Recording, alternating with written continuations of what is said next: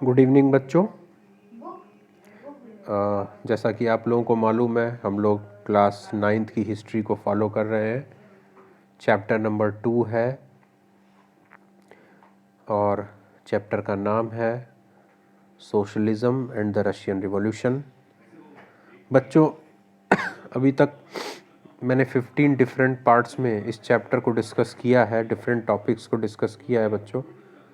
अभी हम लोग, आपकी स्क्रीन पे दिखाई दे रहा होगा 4.2 मेकिंग अ सोशलिस्ट सोसाइटी, इसको पढ़ेंगे बच्चों। पिछले वीडियोस देखने के लिए मैंने प्लेलिस्ट बना रखी है, उस प्लेलिस्ट में सारे वीडियोस आपको मिल जाएंगे इस चैप्टर के।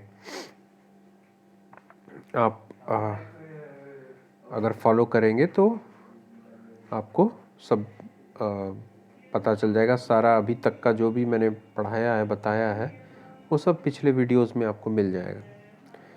बच्चों, समय नष्ट न करते हुए हम लोग काम की बात पे आते हैं। आपकी स्क्रीन पे दिखाई दे रहा होगा 4.2 मेकिंग अ सोशलिस्ट सोसाइटी। किस तरह से रूस के समाज को समाजवादी व्यवस्था में ढाला गया है ना, किस तरीके से कौन से उन्होंने मेजर्स अपनाए बोल्शेविक लोगों ने, इसको बताया गया है इसमें। During the civil war the Bolsheviks kept industries and banks nationalised.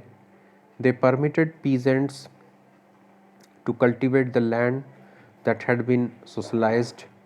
Bolsheviks used confiscated land to demonstrate what collective work could be. Civil war के ही दौरान बोल्शेविक लोगों ने जितने भी फैक्ट्रियां थीं, उद्योग थे और जितने भी बैंक थे, उनका राष्ट्रीयकरण कर दिया। राष्ट्रीयकरण मतलब सरकार ने अपने अंडर में ले लिया उसको। इसके अलावा किसानों ने जिन ज़मीनों को सीज कर दिया था लैंडलॉर्ड वगैरह से ले करके, और जो किसान थे जिन्होंने ज़मीन ले करके और आपस में बंटवारा कर लिया था, उन ज़मीन पर किसानों को खेती करने की परमिशन दे दी गई, अनुमति दे दी गई कि भाई अब ज़मीन आपकी हुई, आप उस पर खेती करिए। इसके अलावा बोल्शेविक लोगों ने जिन ज़मीनों को, बोल्शेविक पार्टी यानी सरकार ने उस बोल्शेविक भी यूज़ कर सकते हो, सरकार भी यूज़ कर सकते हो, एक तरह से सरकार बोल्शेविक ही लोगों की थी। तो सरकार ने जो ज़मीन, ख़ास तौर से ज़मीन अपने कब्जे में ली हुई थी, उन ज़मीनों का उपयोग वो लोग करते थे लोगों को ये दिखाने के लिए, डिमॉन्स्ट्रेट करने के लिए, प्रदर्शित करने के लिए कि किस प्रकार से जो है वो कलेक्टिव वर्क, सामूहिक जो कार्य है वो किस तरह से हो सकता था, है ना, सामूहिक कार्य कैसे किया जा सकता था। सरकार किसानों के बीच में उन जमीनों के माध्यम से प्रदर्शित करती थी कि खेती आखिर कैसे करनी है। A process of centralised planning was introduced. एक केंद्रीकृत योजना बनाई गई। केंद्रीकृत योजना, जिसमें कि केंद्रीकृत योजना का मतलब होता है, सेंट्रलाइज्ड प्लानिंग का मतलब बच्चों क्या होता है। देखो बच्चों, प्लानिंग जो होती है, कोई भी काम करते हैं तो उसके लिए हम प्लानिंग करते हैं। छोटा सा, अगर आप एक परिवार में भी कोई भी आपको काम करना है, छोटा सा भी कोई काम करना है, सपोज आपको अपने परिवार में, फैमिली में किसी का बर्थडे सेलिब्रेट करना है, तो उसकी भी आप लोग प्लानिंग करते हैं। कई दिन पहले से प्लानिंग होती है, ये करना है, ऐसे करना है, इनको बुलाना है, उनको बुलाना है, इतना खर्चा करना है, ये मंगवाना है, कैसे डेकोरेट करेंगे, कहाँ से हम आइटम्स जो भी हैं वो रिक्वायर्ड आइटम्स है, कहाँ से परचेज़ करेंगे, वगैरह वगैरह, बहुत सारी प्लानिंग। छोटे से बर्थडे, तो पूरे देश को, इतने बड़े एम्पायर को चलाने के लिए डेफिनेटली प्लानिंग दो तरह से होती है, एक तो सेंट्रलाइज और एक डिसेंट्रलाइज। जब हम योजना, जब सरकार क्या होती है, योजना दूसरों लोगों पर छोड़ देती है कि भैया आप अपना योजना बनाओ, अपना विकास करो, तुम अपना योजना बनाओ, विकास करो, तुम अपना, मतलब अलग अलग। जैसे मान लो कि भारत है, अब भारत में 28 स्टेट्स हैं। अब गवर्नमेंट ने, सेंट्रल गवर्नमेंट, एक सेंट्रल गवर्नमेंट है और 28 स्टेट्स हैं। तो जो सेंट्रल गवर्नमेंट है, जिसको कि गवर्नमेंट ऑफ इंडिया कहते हैं, वो जितने भी स्टेट गवर्नमेंट्स हैं उनके ऊपर छोड़ दे कि भैया आप अपनी योजना बनाओ और डेवलपमेंट करो अपना लो। तो वो उसको बोलेंगे हम लोग डिसेंट्रलाइज प्लानिंग।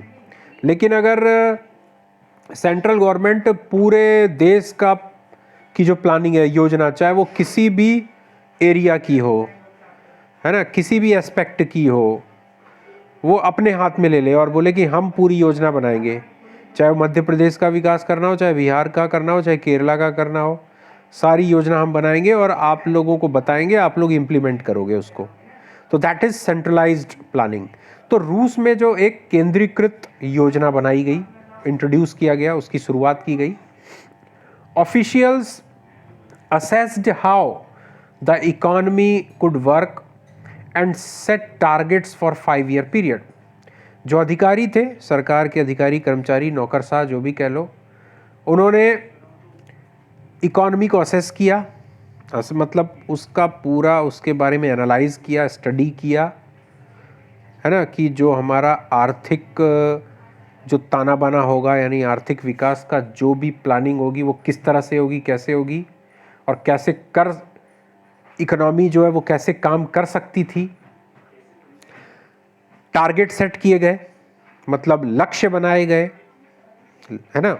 देखो आप क्या करते हो, जैसे कोई एथलीट है, सपोज स्पोर्ट्समैन एथलीट है, मान लो ट्रैक इवेंट का एथलीट है, यानी रेस दौड़ने वाला। मान लो कि उसको 1500 मीटर रेस में बेस्ट करना है, जीतना है, 1500 मीटर की रेस उसको जीतनी है। तो बच्चों वो एक टारगेट सेट करता है कि मुझे इतने मिनट में या इतने मिनट इतने सेकंड में ये रेस पूरी करनी है, तो मैं मतलब एक्सीलेंट मैं वर्क करूंगा, मैं जीत जाऊंगा, या जो भी है ना। टारगेट सेट करता है कि मुझे, और जब तक वो उस अपने टारगेट को अचीव नहीं कर लेता, वो लगातार प्रैक्टिस करता है। टारगेट सेट करना, आप किसी भी काम में, एक छोटा सा एग्जांपल बताया कि आप कोई भी काम करते हैं तो आप अपने लिए एक टारगेट सेट करते हैं कि भैया हमको यहाँ तक पहुँचना है, या हमको यहाँ तक इस चीज़ को अंजाम तक पहुँचाना है, या काम करना है, या डेवलपमेंट करना है।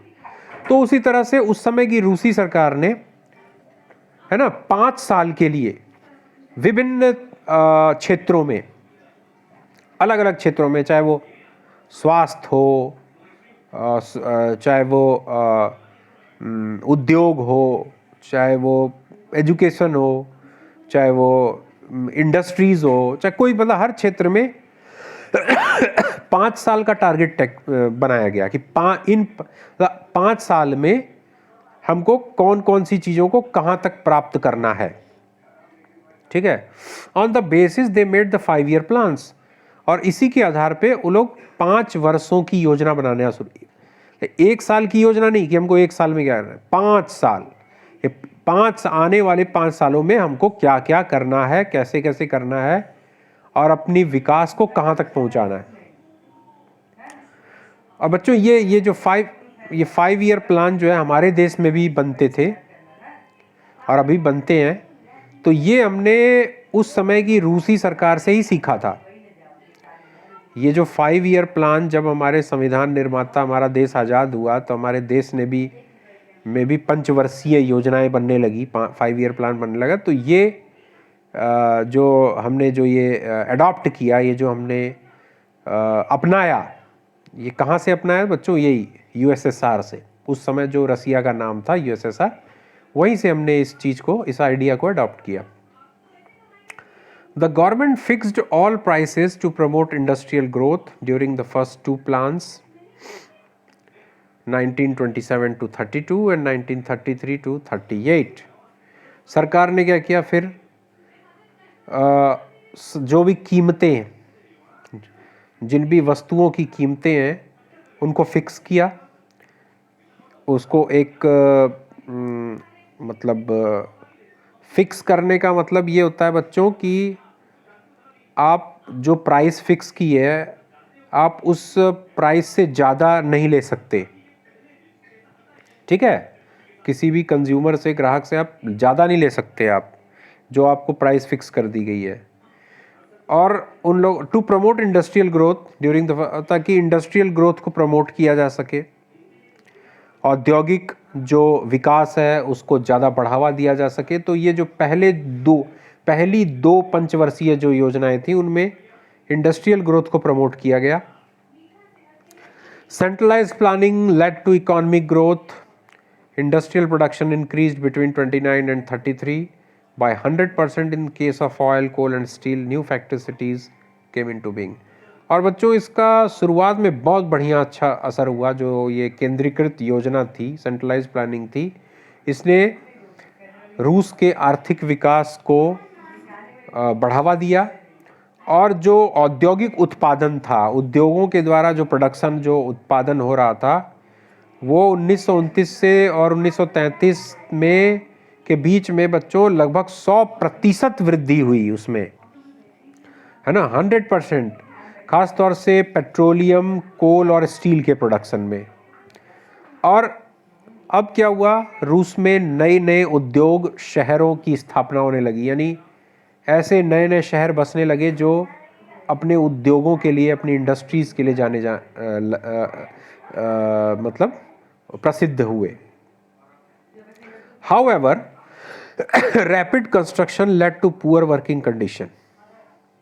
In the city of Magnitogorsk, the construction of a steel plant was achieved in 3 years. Workers lived hard lives and the result was 550 stoppages of work in the first year alone.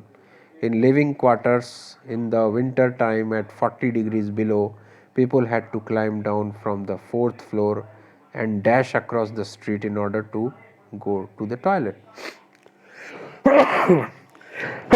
Sorry बच्चों,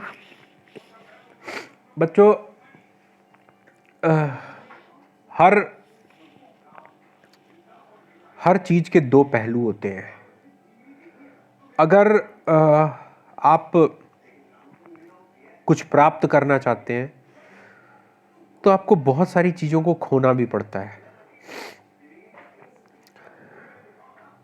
ये बहुत अच्छी बात थी कि रूस बहुत तेजी से प्रगति कर रहा था, उन्नति कर रहा था, लगातार निर्माण हो रहा था रूस में।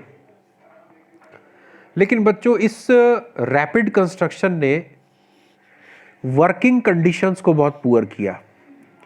काम करने की जो परिस्थितियां थी वो बहुत ही खराब हो गई थी। कैसे? मतलब एक एग्जाम्पल दिया गया है कि मैग्निटोगोर्स्क नाम का जो शहर, जहां पर एक स्टील प्लांट को बनाने में 3 साल लगे, यानी 3 साल में वहां पर एक स्टील प्लांट तैयार हो गया। स्टील प्रोडक्शन करने के लिए, इस्पात का उत्पादन करने के लिए एक फैक्ट्री तैयार हुई 3 साल में। और जिन मजदूरों ने इसमें योगदान दिया उस स्टील प्लांट को बनाने में, उनको बहुत ही कठिनाई भरा जीवन जीना पड़ा। और इसका परिणाम यह हुआ कि एक साल में ही लगभग 550 बार काम को रोकना पड़ा। 550 stoppages of work in the first year alone. पहले साल में, 3 साल में, पहले साल में ही 550 बार काम को रोकना पड़ा। इन लिविंग क्वार्टर्स, जिनमें मजदूर, जिन क्वार्टर्स में मजदूर रहते थे, जो वर्कर्स थे जो रहते थे, आप सोच लो रूस, जो यूरोप है, रूस है बच्चों, रसिया, वहाँ पे सर्दियों के मौसम में बहुत भयंकर सर्दी पड़ती है, बहुत ज़्यादा, बहुत कड़ाके की ठंड जिसको कि बोलते हैं। यानी एट 40 डिग्रीज बिलो, यानी 0 डिग्री से भी 40 डिग्री नीचे, -40 डिग्री टेम्परेचर में people had to climb down from the 4th floor and dash across the street in order to go to the toilet. यानी अगर एक आदमी जो कि 4th फ्लोर पे है, ठीक है, उसको टॉयलेट यूज करना है, तो वो 4th फ्लोर, मतलब ground floor, first floor, second floor, third floor, 4th floor, यानी 5वीं मंजिल से नीचे उतरता था और तब जाके वो टॉयलेट यूज कर पाता था। मतलब उसको वहां टॉयलेट अवेलेबल नहीं था। अब आप सोच लो कितनी हार्ड कंडीशंस होंगी। ऐसे हार्ड कंडीशंस में वर्कर्स को काम करना पड़ता था। An extended schooling system developed and arrangements were made for factory workers and peasants to enter universities. एक नए तरीके का स्कूलिंग सिस्टम का विकास किया गया, यानी विद्यालय व्यवस्था जो है, पढ़ाई लिखाई की एक नए तरीके की व्यवस्था का विकास किया गया। फैक्ट्री में काम करने वाले मजदूरों और किसानों को भी विश्वविद्यालयों में जाने का मौका मिले, इसकी भी व्यवस्था की गई। Crèches were established in factories for the children of women workers. बच्चों, क्रैचेस का मतलब होता है, क्या होता है, तुम लोगों ने सुना होगा कि जो बड़े बड़े शहरों में, आजकल तो छोटे शहरों में भी ऐसी व्यवस्था हो गई है, क्या होता है कि अगर हस्बैंड और वाइफ दोनों वर्किंग हैं, हस्बैंड वाइफ दोनों काम करने वाले हैं, दोनों मतलब एक सुबह एक पर्टिकुलर टाइम में निकल जाते हैं काम करने के लिए, जॉब करने के लिए, और उनके मान लो छोटे बच्चे हैं, है ना, 3 साल 4 साल के छोटे बच्चे हैं, 5 साल के छोटे बच्चे हैं, तो ऐसे मतलब ऐसी संस्थाएं हैं, ऐसी इंस्टीट्यूशंस हैं जो डे टाइम बोर्डिंग करते हैं, डे बोर्डिंग करते हैं। मतलब जो पेरेंट्स क्या करते हैं, अपने छोटे बच्चे को उस इंस्टीट्यूशन, उस संस्था में छोड़ देते हैं कि सुबह काम पर जाते समय कि भाई आप हमारे बच्चे को देखभाल करिए, खिलाइए पिलाइए, उसको खिलौने दीजिए, ठीक है, उसकी देखभाल करिए, उसको अच्छे से रखिए। फिर शाम को आते समय वो लोग अपने बच्चे को वापस अपने साथ लेकर अपने घर आ जाते हैं। उनको इस बात की टेंशन नहीं रहती कि हमारे बच्चा, मतलब हम कहाँ छोड़े बच्चे को, और इतने छोटे बच्चे को आप घर में अकेले बंद करके भी नहीं जा सकते, सवाल ही नहीं पैदा होता। तो इस तरह के उस समय रूस में जो महिलाएं भी वर्कर थी, महिलाएं भी फैक्ट्रियों में काम करती थी, ठीक है, तो उनके लिए, उनके बच्चों के लिए स्पेशल क्रैचेस खोले गए। Cheap public health care was provided, हर व्यक्ति को सस्ती स्वास्थ्य सुविधा मिले, इसके लिए व्यवस्था बनाई गई। Model living quarters were set up for workers, मजदूरों के लिए रहने के लिए क्वार्टर्स वगैरह बनाए गए। The effect of all this was uneven though since government resources were limited. जो भी किया गया, ये जो भी उपाय किए गए, इसका जो प्रभाव था वो असम था, कहीं अच्छा तो कहीं बुरा, असम, अनइवन। यानी एक तो होता है इवनली, इवन इफेक्ट होता है, इवन यानी हर क्षेत्र में हर जगह बराबर का असर पड़े, लेकिन ऐसा नहीं था। दो since government resources were limited, क्यों? क्योंकि सरकार के पास जो संसाधन थे वो सीमित थे, असीमित संसाधन नहीं थे कि मतलब सरकार के पास हर चीज़ अवेलेबल है और सरकार सभी व्यक्ति के लिए, हर व्यक्ति के लिए, हर मजदूर के लिए बढ़िया से बढ़िया व्यवस्था कर दे, ऐसा नहीं था, क्योंकि सरकार के पास इतना ज़्यादा भी पैसा नहीं था। तो इसका असर जो है अनइवन, कुछ मतलब कुछ जो मजदूर थे, किसान थे, वो तो बेटर लिविंग कंडीशन में थे, लेकिन बहुत से मजदूर जो हैं वो बहुत ही, उनके लिए हार्ड टाइम्स था, ठीक है बच्चों। आज का वीडियो यहीं तक, और कल हम लोग नेक्स्ट वीडियो में पढ़ेंगे 4.3 स्टैलिनिज्म एंड कलेक्टिवाइजेशन। ये भी एक इम्पॉर्टेंट टॉपिक है, इस पे 5 मार्क्स 4 मार्क्स के क्वेश्चन आता है, ठीक है बच्चों। Thank you for watching my video, good night.